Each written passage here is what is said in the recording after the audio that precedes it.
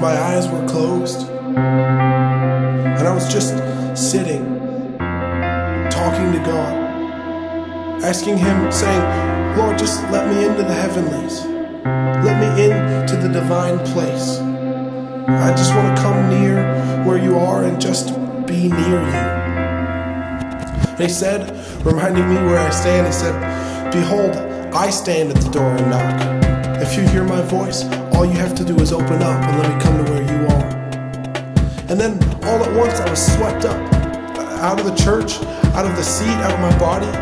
It felt like every worry, every frustration, every weight that had been on my shoulders was lifted off. Like I had just broken through the constraints of the physical world and entered into true freedom for the first time in my life. This place was brighter than anything I had seen before.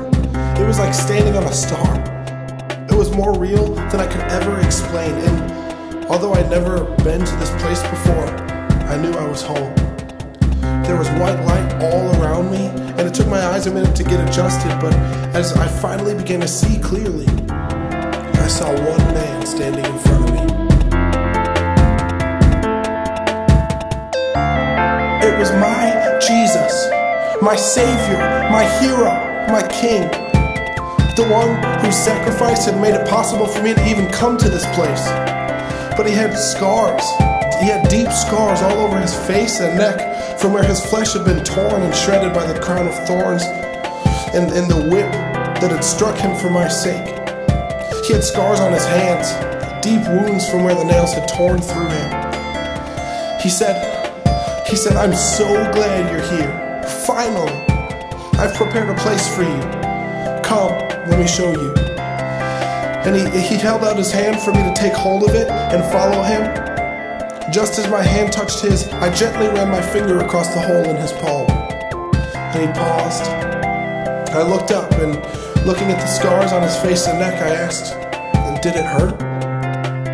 And he turned toward me.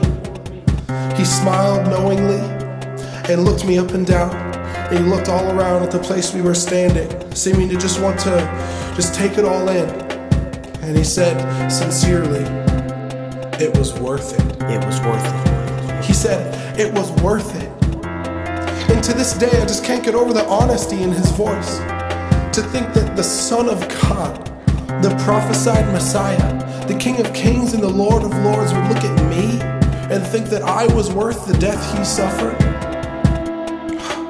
That with every blow, as the nails dug deeper into his hands and his feet, he was crying out, this is worth it. That with every crack of the whip, as it tore flesh from his back, he was crying out, this is worth it. Or that as the rod struck his head each time, driving the crown of thorns deeper into his skull, and as the guards mocked and spit on the Son of God, he would be looking steadfastly at the big picture, with eyes focused and mind made up, simply declaring, you are worth it.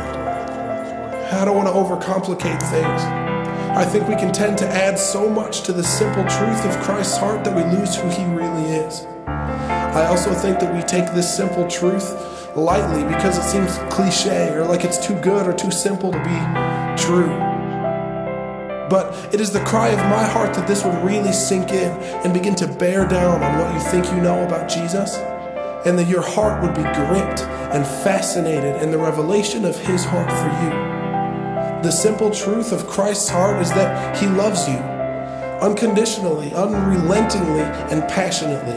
And that when he looks at you and remembers the blinding pain, the public humiliation, and the torturous death he suffered, he cannot help but cry out, you are worth it.